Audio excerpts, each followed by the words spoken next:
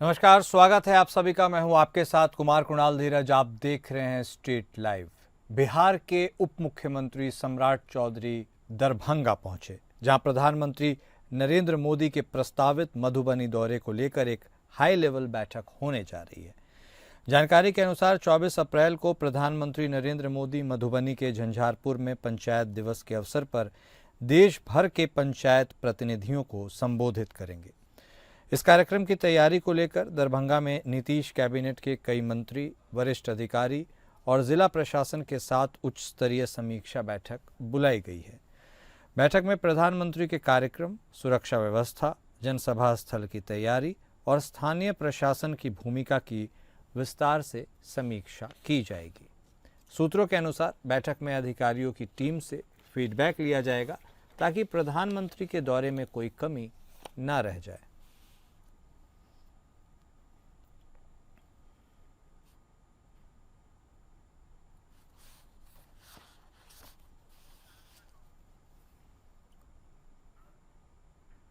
सहरसा जिले के पटुआला स्थित बीजेपी कार्यालय में 24 अप्रैल को प्रधानमंत्री नरेंद्र मोदी की प्रस्तावित कार्यक्रम की तैयारी के लिए केंद्रीय गृह राज्य मंत्री नित्यानंद राय पहुंचे। यहां मीडिया से बातचीत के दौरान केंद्रीय गृह राज्य मंत्री नित्यानंद राय ने कहा कि 2025 में बिहार में एनडीए की सरकार फिर से बनेगी। उन्होंने कहा कि राजद और कांग्रेस केवल परिवारवाद और भ्रष्टाचार की राजनीति करते हैं, अपराधियों को संरक्षण देकर सत्ता में लौटना चाहते हैं, लेकिन बिहार की जनता उन्हें पहले ही नकार चुकी है। 24 अप्रैल को प्रधानमंत्री नरेंद्र मोदी की मिथिला यात्रा प्रस्तावित है। इसकी तैयारी बीजेपी, एनडीए और आम जनता मिलकर कर रही है। 11,500 करोड़ की परियोजनाओं से मिथिला का भविष्य संवरने वाला है और इस क्षेत्र को बाढ़ की समस्या से भी राहत मिलेगी। इस मौके पर प्रेस वार्ता के दौरान नित्यानंद राय ने कहा कि नीतीश कुमार पिछले 20 वर्षों से बीजेपी के साथ हैं। यह दिल से जुड़ा हुआ गठबंधन है और आगे भी यह साथ बना रहेगा।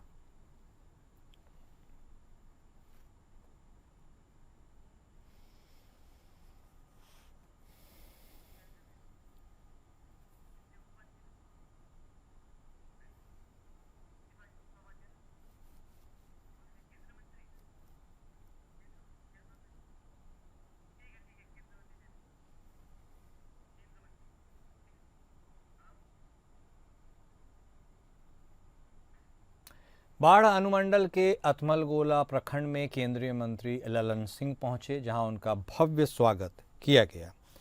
वे अतमलगोला प्रखंड के बिघारी बीघा पहुंचे। इस दौरान उन्होंने कहा कि आपके बीच केंद्रीय मंत्री नहीं बल्कि आपका सांसद बनकर आपकी बात सुनने आया हूं। इस अवसर पर केंद्रीय मंत्री ललन सिंह का अभिनंदन सह सम्मान पूर्व मुखिया रणवीर सिंह पंकज द्वारा किया गया। जेडीयू कार्यकर्ताओं ने अपने सांसद ललन सिंह का जोरदार स्वागत किया।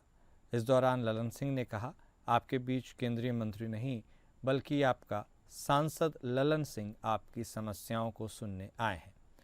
सांसद के आगमन से जेडीयू कार्यकर्ताओं में उत्साह देखा गया।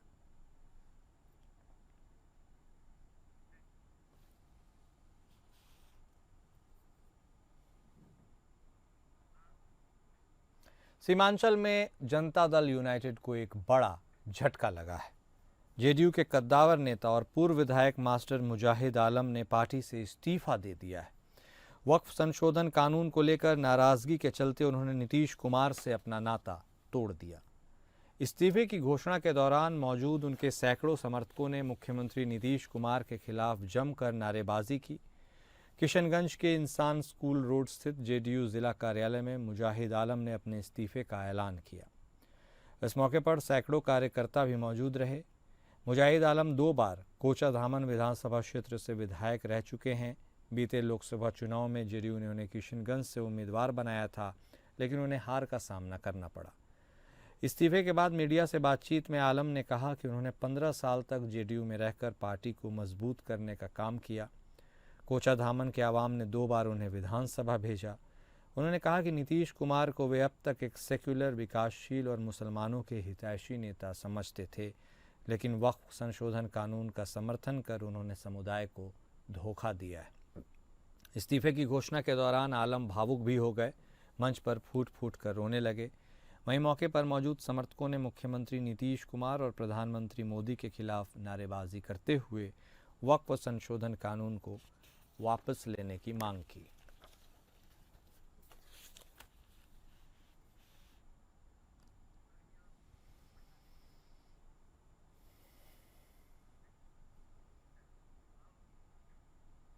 कांग्रेस सांसद अखिलेश प्रसाद सिंह ने एक के बाद एक कई मुद्दों पर बयान देते हुए बिहार की राजनीति में हलचल मचा दी है। उन्होंने साफ कहा है कि आगामी विधानसभा चुनाव में तेजस्वी यादव ही महागठबंधन का चेहरा होंगे। उन्होंने बताया कि हाल ही में हुई इंडिया गठबंधन की बैठक में सभी दलों ने तेजस्वी को ही अपना नेता स्वीकार किया है।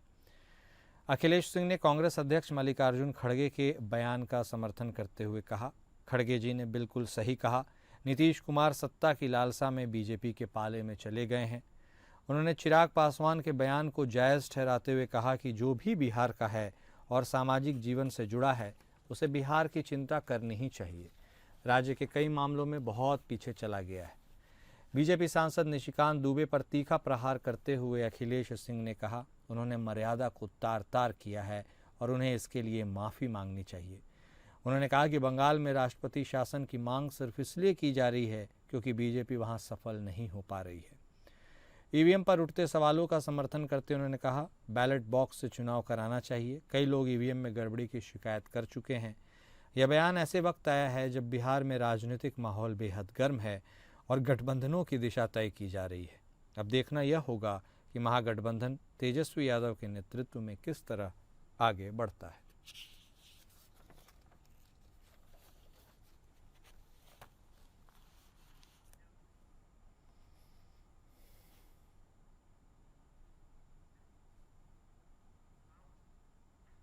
केंद्रीय कोयला एवं खान राज्य मंत्री सतीश चंद्र दुबे अपने एक दिवसीय दौरे पर मुंगेर पहुंचे। उन्होंने आगामी विधानसभा चुनाव को लेकर कहा कि बिहार की जनता 2005 से एनडीए सरकार के साथ थी और साथ ही रहेगी। बिहार की जनता मन बना चुकी है। बिहार कभी अपराध के नाम से जाना जाता था, आज बिहार विकास और विकसित बिहार के नाम से जाना जाता है। बिहार में एनडीए मजबूत सरकार बनाएगी। अपने विभाग को लेकर उन्होंने बताया कि झारखंड से सटे ज़िलों में सर्वे करवाया जा रहा है, बहुत जल्द अच्छा रिजल्ट मिलेगा। भागलपुर में कोल ब्लॉक की संभावना मिली है, आगे काफ़ी अच्छा होने वाला है। मौके पर मुंगेर विधायक प्रणव कुमार, जिलाध्यक्ष सहित अन्य कार्यकर्ता भी मौजूद रहे।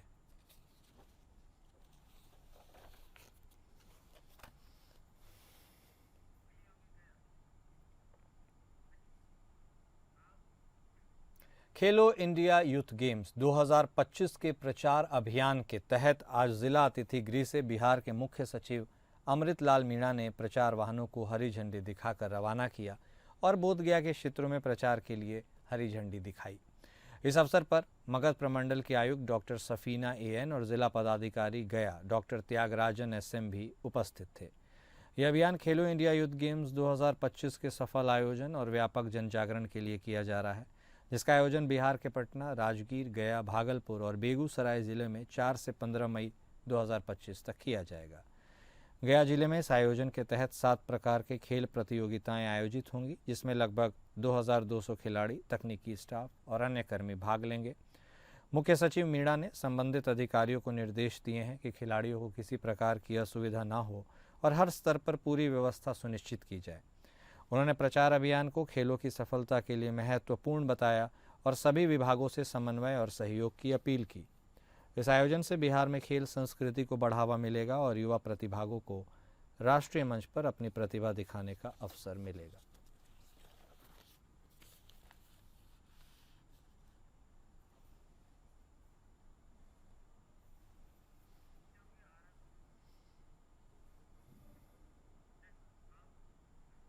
भोजपुर जिले के गढ़हनी थाना क्षेत्र के लहरपा गांव में शादी समारोह के दौरान हुई गोलीबारी में 2 व्यक्ति की मौत हो गई, 4 लोग गंभीर रूप से घायल हो गए।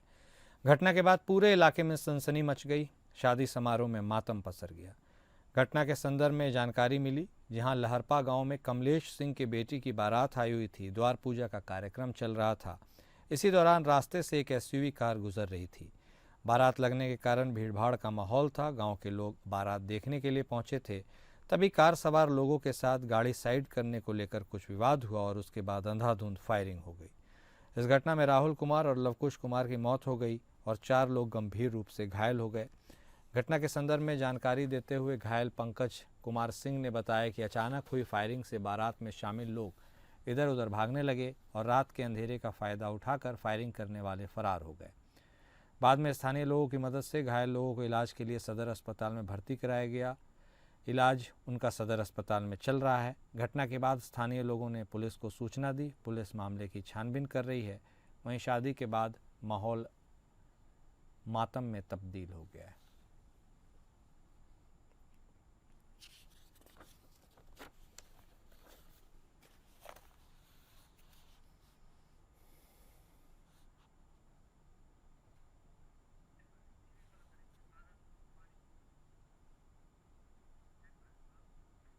तेज आवाज में बज रहे डीजे के धुन पर डांस करते समय दूल्हे के भाई को अपराधियों ने गोली मार दी। देखते ही देखते शादी के घर में मातम का माहौल हो गया।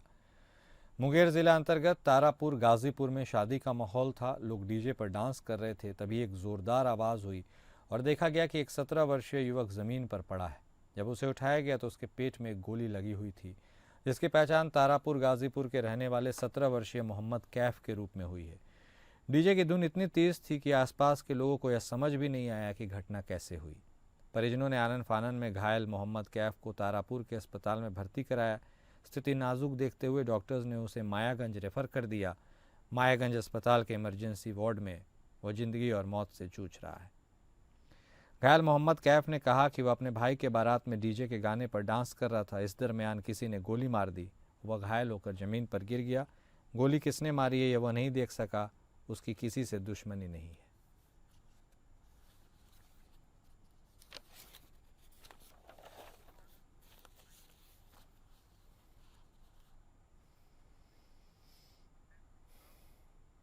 भागलपुर के रेलवे स्टेशन पर घंटों तक हाई वोल्टेज ड्रामा चला। रेलवे स्टेशन पर एक प्रेमी ने अपने प्रेमिका की सरेआम मांग भर दी। इसके बाद वहां पर खूब हंगामा हुआ। दरअसल प्रेमिका कोमल यादव और प्रेमी सूरज पिछले 6 सालों से प्रेम संबंध में थे। जब प्रेमिका कोमल अपनी मां और चचेरे भाई के साथ शादी समारोह में पीरपैंती जा रही थी, उसी क्रम में कोमल का प्रेमी सूरज उसका पीछा करते हुए उसी ट्रेन से भागलपुर पहुंच गया और भागलपुर स्टेशन पर उसे ट्रेन से उतारकर सरेआम सिंदूर देकर अपना बना लिया। यह देखते ही उसकी मां और उसका चचेरा भाई आग बबूला हो गए। जब हाई वोल्टेज ड्रामा शुरू हुआ तब घटनास्थल पर ट्रैफिक पुलिस पहुंची। ट्रैफिक पुलिस ने पुलिस को भी बुला लिया। तब जाकर के पुलिस की टीम पहुंची और इस जोड़ी को पुलिस शिविर में बंद रखा गया।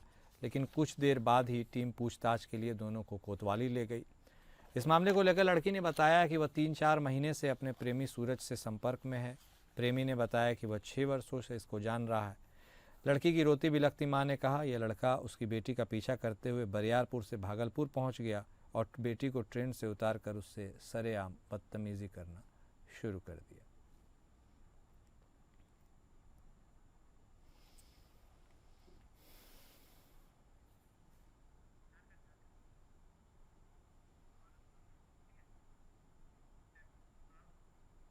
और अब बात करेंगे झारखंड की खबरों की, जहां बोकारो के जागेश्वर थाना क्षेत्र के लुगु पहाड़ इलाके में आज गोलियों की तड़तड़ाहट से वह इलाका गूंज उठा। यहां सुरक्षा बलों और नक्सलियों के बीच मुठभेड़ हो गई। दोनों ओर से खूब गोलियां चली। जानकारी के अनुसार मुठभेड़ में सुरक्षा बल ने 8 नक्सलियों को मार गिराया है। वहीं इलाके से भारी मात्रा में नक्सलियों के हथियार और गोली को भी जब्त किया गया है। ललपनिया थाना क्षेत्र के मुंडा टोला और सोशो टोला के समीप मुठभेड़ हुई। लोगू बाबा दर्शन के लिए रांची से आए श्रद्धालु लोगू पहाड़ की चढ़ाई चढ़ रहे थे और एकाएक गोलियों की आवाज़ सुनाई दी, जिसके बाद श्रद्धालु वापस लौट गए। सुरक्षा बलों ने कोबरा, झारखंड जैगुआर, सीआरपीएफ और जिला पुलिस की संयुक्त टीम के रूप में ऑपरेशन चलाया। इस मुठभेड़ में माओवादी केंद्रीय समिति के सदस्य विवेक और सहदेव साव के दस्ते से आमना सामना हुआ। सुरक्षा बलों ने कई हथियार भी बरामद किए। पूरे इलाके को घेर कर रखा गया है। स्थिति बेहद तनावपूर्ण है और सुरक्षा बल सतर्कता से ऑपरेशन को अंजाम दे रहे हैं।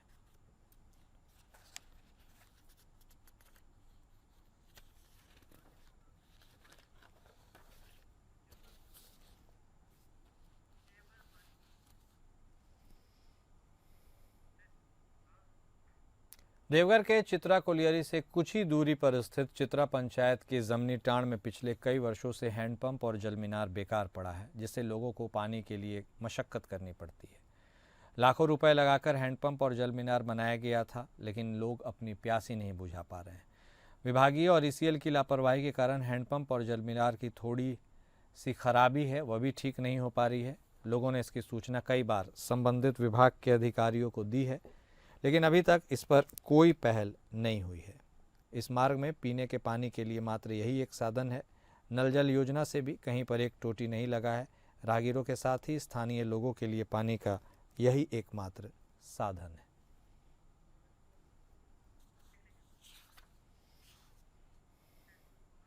अब रुख करेंगे छत्तीसगढ़ की खबरों का, जहां छत्तीसगढ़ के मुख्यमंत्री विष्णुदेव साय ने महर्षि दयानंद सरस्वती की 200वीं जयंती पर एक कार्यक्रम का आयोजन किया गया था। इसमें उन्होंने अपनी सहभागिता निभाई है।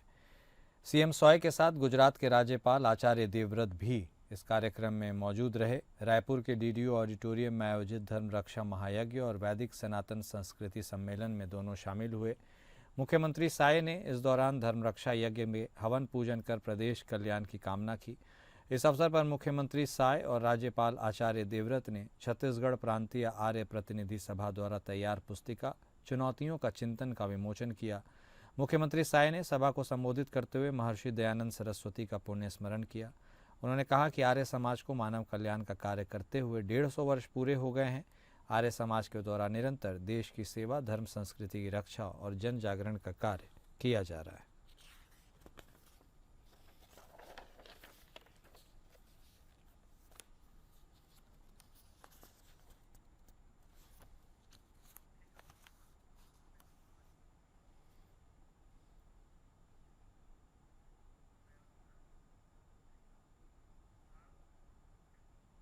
अठारह अप्रैल की देर शाम सड़क हादसे में कांग्रेसी नेता हेमंत भोयर की मौत के मामले पर हंगामा देखने को मिला है।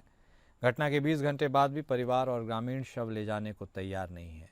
पूरे मामले पर पूर्व मंत्री मोहन मरकाम ने कहा कि कोंडागांव पुलिस राजनीतिक दबाव में काम कर रही है, इसलिए 20 घंटे से अधिक होने के बावजूद भी कोई बातचीत नहीं हुई है। आपको बता दें, कल देर शाम हुई सड़क दुर्घटना में कांग्रेसियों ने भारतीय जनता पार्टी के नेता पर आरोप लगाया कि उसने कांग्रेसी नेता को टक्कर मारकर उसकी हत्या की है। फिलहाल पुलिस ने बीजेपी के नेता को हिरासत में लिया है, लेकिन अब तक कोई केस दर्ज नहीं किया गया है।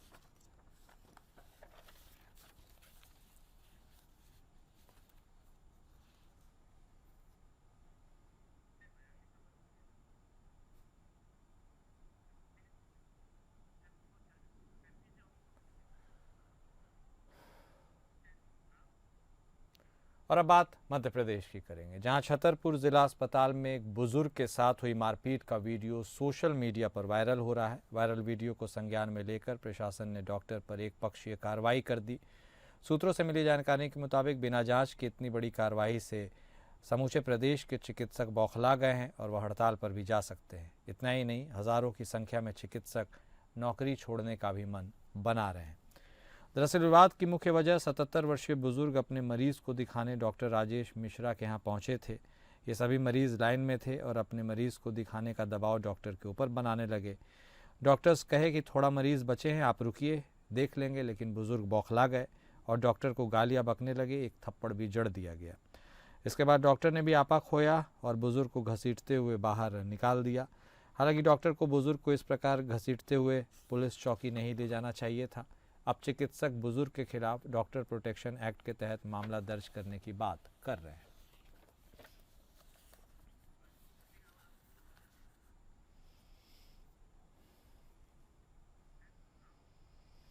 ग्वालियर में महिलाओं की सुरक्षा को लेकर एक अनूठी पहल की गई है। ग्वालियर में अब दिल्ली की तर्ज पर महिला सहायता पिंक बूथ पुलिस चौकी बनाई गई, जहां महिला पुलिस अफसर और महिला कांस्टेबल सुबह से देर रात तक तैनात रहेंगे।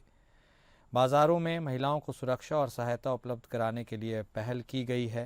पहले फेज़ में भी सराफा बाज़ार में पिंक बूथ चौकी बनाई गई। इसके साथ ही जहां बाज़ार है और महिलाओं का आना जाना है, वहां पर यह चौकी बनाई जाएगी। पिंक बूथ चौकी पर हेल्पलाइन नंबर भी जारी किए गए हैं, जहां पर महिलाओं को इस पर परामर्श दिया जा सकता है।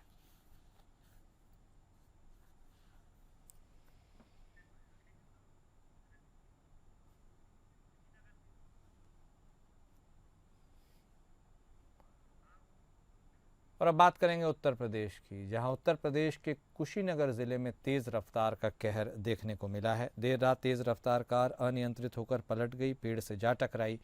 इस दर्दनाक हादसे में 6 लोगों की मौत हो गई, वहीं 2 लोग घायल हैं, जिनका इलाज मेडिकल कॉलेज गोरखपुर में चल रहा है।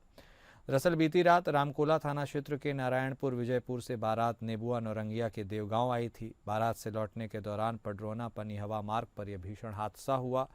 नेबुआ नौरंगिया थाना क्षेत्र के भुजौली शुक्ल गांव के सामने कार अनियंत्रित होकर पेड़ से टकरा गई। टक्कर इतनी तेज थी कि कार के परखच्चे उड़ गए और इस मौके पर लोगों की भारी भीड़ इकट्ठा हो गई। कार में कुल 8 लोग सवार थे। इस हादसे के बाद वहां पर पुलिस भी पहुंची। स्थानीय लोगों और पुलिस की मदद से गैस कटर से कार के अंदर से शवों को बाहर निकाला गया। 2 घंटे तक राहत कार्य चला। इस हादसे में 3 लोगों की मौके पर ही मौत हो चुकी थी।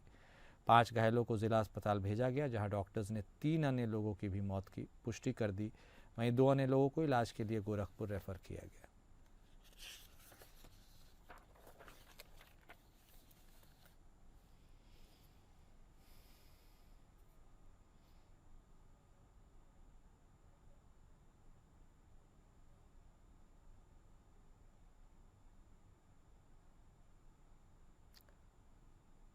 तो कुशीनगर की यह खबर हम आपको बता रहे हैं, जहां तेज़ रफ्तार का कहर देखने को मिला है।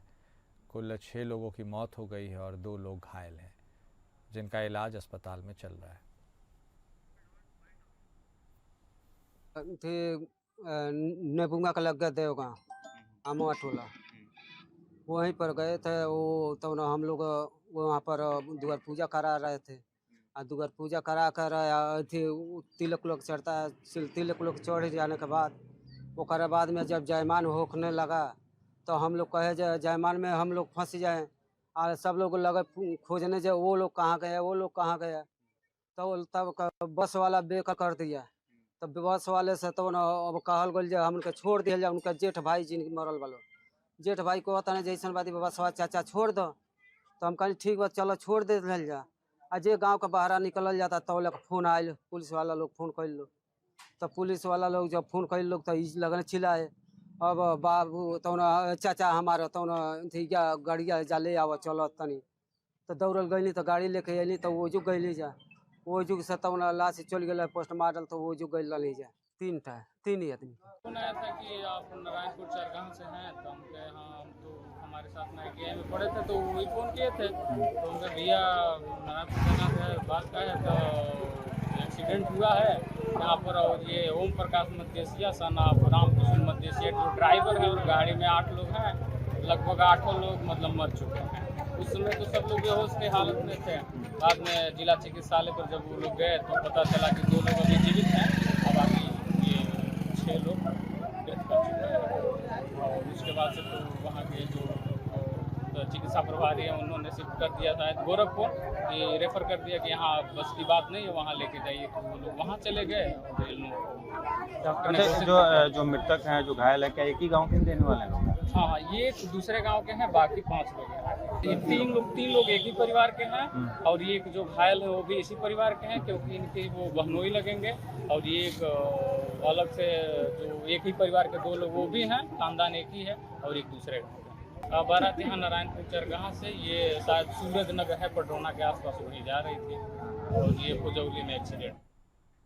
उत्तर प्रदेश के चंदौली ज़िले में एक और बेटी दहेज की आग में झुलसकर हमेशा के लिए खामोश हो गई।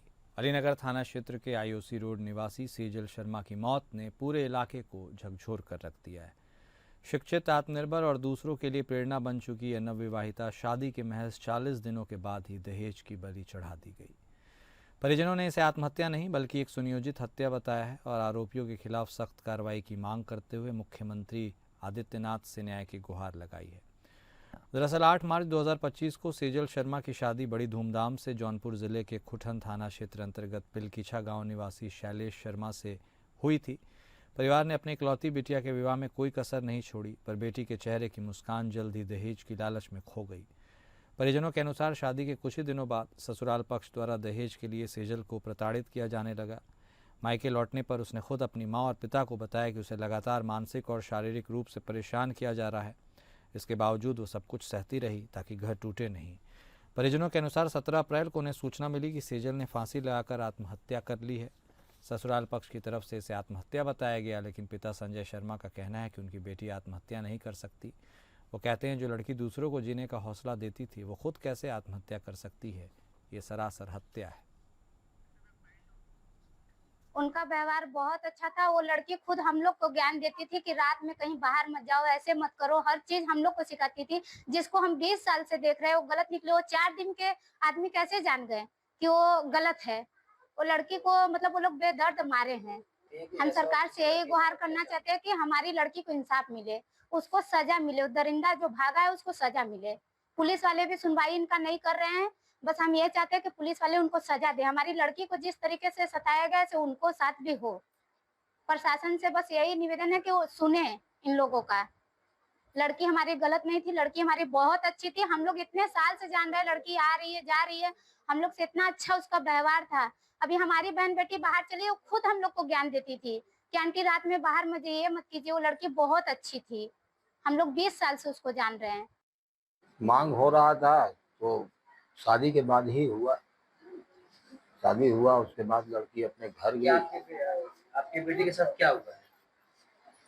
प्रताड़ित किया गया है उसको, कुछ न कुछ डिमांड रखा गया और इसी प्रताड़ित इतना किए लोग कि उसकी जीवन लीला ही समाप्त कर दी है। हम यही रिक्वेस्ट करना चाहते हैं कि ऐसा किसी की भी बेटी के साथ ना हो। ऐसा गलत आरोप, ऐसा गलत व्यवहार जो भी किया हमारी बेटी के साथ, ऐसा किसी की बेटी के साथ ना होगा। इतने जख्म, इतनी बुरी तरह से उसको हैवानों की तरह नोचा गया है, ये हम बता नहीं सकते आपको सर। बहुत बुरी तरह से ऐसा, यही सरकार से हम कहेंगे कि इस जांच से हम संतुष्ट नहीं है।